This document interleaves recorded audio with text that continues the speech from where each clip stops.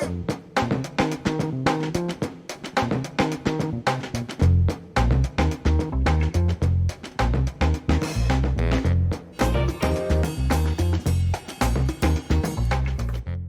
to the Digible Dudes podcast. I'm David, and I'm here with, this time I'll go Adam Walters first, Megan Haase second.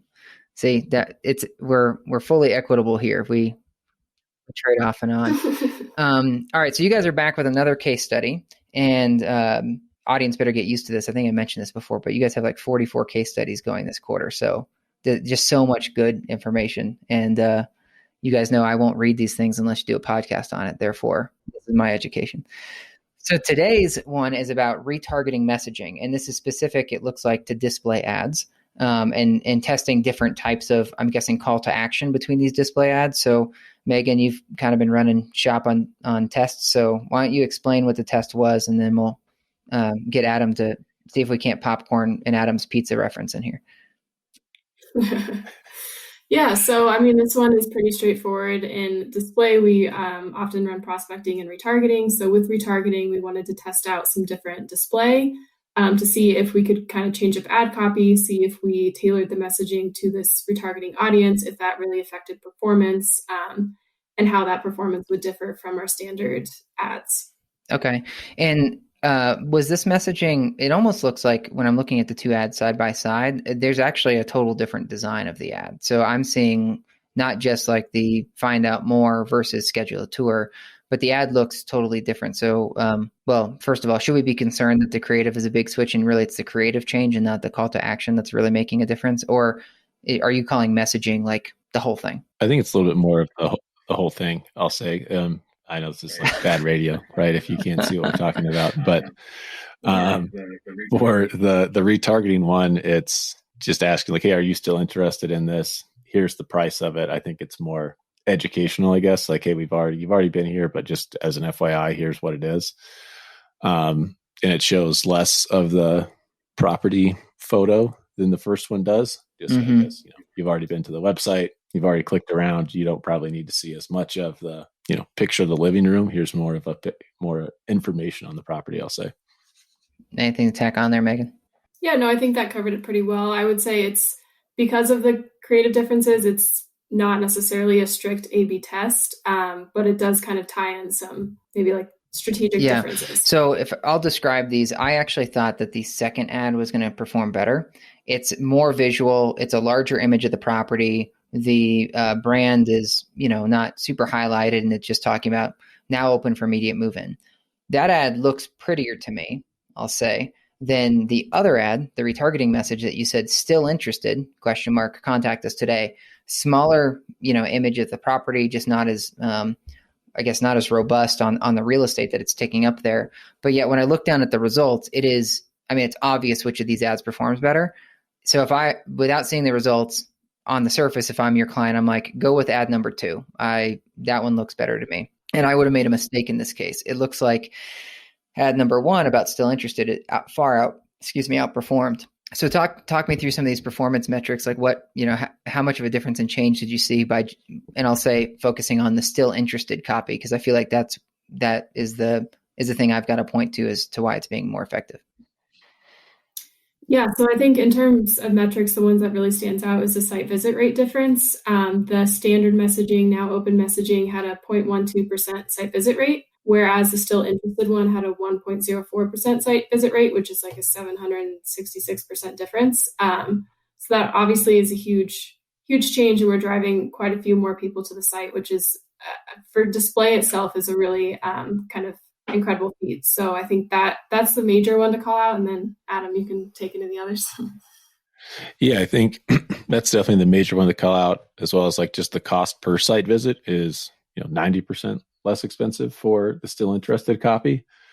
So you're getting users who are more engaged for less, which is just always a win-win in paid media.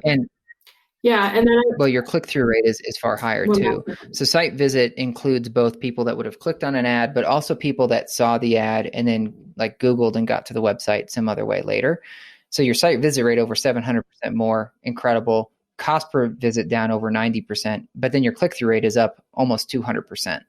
So even on just the raw clicks, it's far better. So all of this is like, it's a runaway success in my book to include sort of like hit somebody with like, look, you've seen 100 apartments before. Are you still interested in mine? Because I'm not just another person that's like trying to sling a new apartment at you. You came by and looked at it before. But yeah, sorry, Megan, I said there. Yep. No, I was just going to say, I think an important thing to note is if you look at the viewability, it's pretty much the same for each ad. So both of these are, being viewed at the same level, and it has nothing to do with a serving issue. They were seen about the same. However, the performance metrics are quite a bit different. Cool. Well, I know that you guys, obviously, we've done a lot of different tests with the way that we set up display ads, and it's like time and time again, it proves like the ad that looks better to me loses. I feel like every single time, it's like you should bet opposite me if I was, if we were, choosing here. Every time I think that the prettier ad is going to win, it loses. And so a lot of it, surprisingly to me, comes down to the copy that's used. And so my big takeaway from this is try to, I guess, like play on the psychological thing that somebody's been to your apartment before and use something along the lines of still interested or whatever other variation of that you can. Because if you go with just a now open or leasing now or schedule a tour, I don't know. I can't remember because all apartments start to look the same after a while. I don't remember the difference between yours and the other guys. But if you say still interested, you're almost like, oh, I must have been there before. I'm a smart person. Therefore, that's a good choice. Let me go back there and check it out again. So small change there to make, obviously a huge impact. Yeah, definitely. One of the, this is a bad example, but it was like this is how someone explained it to me forever ago when they were talking about like retargeting messaging. It's like, if you have the same messaging for prospects as you do people who've been to your website, it's like if you see someone again you met like 3 months ago and they're like, hey, nice to meet you. And you're like, oh man, we already met. Like, you just don't remember who I am. But if you have this like special message, it makes them be like, oh yeah, you remember that's me. A good point. It's like the whole, is it Dale Carnegie, How to Make Friends and Influence People?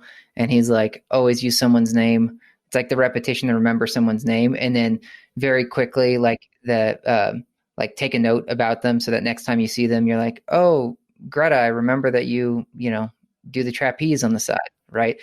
It does that. It makes total sense why you would want to try to take the same approach with your online audience. We know on this call, I'm the worst offender of this, though. I'm the one that asks you guys every time before we start, how do you pronounce your last name? And then I'm like, you know what? I should just not even go with last names anymore. We're only allowed one Adam at this company and one Megan, because I'm going to get that part right. All right, I'll start getting nervous if we're interviewing Adam. Yeah, well, you should. We were close to a second Adam, if you remember, early on with an intern that we had. So yeah, you made the cut, luckily. So I know. Got. All right. Well, any other takeaways? I see your final conclusion here, Megan. I assume you wrote this, but it's all caps. Roll this out. So, what are you guys going to be doing differently based on this? I will say this is I'll give the credit to Jenny. This was Jenny's case study, so this wasn't mine. But I think, again, this is kind of something that fits into our strategic best practices when we're, if we are building display for this client or for other clients, it's helpful for retargeting messaging to be built in. So no matter what, I'm guessing, like if you're running a display campaign, sometimes it can be hard to use enough of your budget on retargeting because you don't have a lot of website traffic. Therefore, I feel like no matter what, best practice, back to what you were saying last time, Megan, would be to have two types of creative. One that simply says like still interested in whatever else you want to talk about, and the other one can be more of like new folks that have never seen you before. Run both variations. Obviously, the still interested would go on previous site visitors. Correct. Cool. Well, any final words before we get out of here? No? Well, that's exciting stuff. Riveting. I think Adam froze, it looks like. That guy never smiles, so you can't really tell if he's frozen or not frozen. I think he's been frozen for 20 seconds, but it took me at least 10 to notice. I think that's accurate. All right, well, let's get out of here. Thanks, Megan.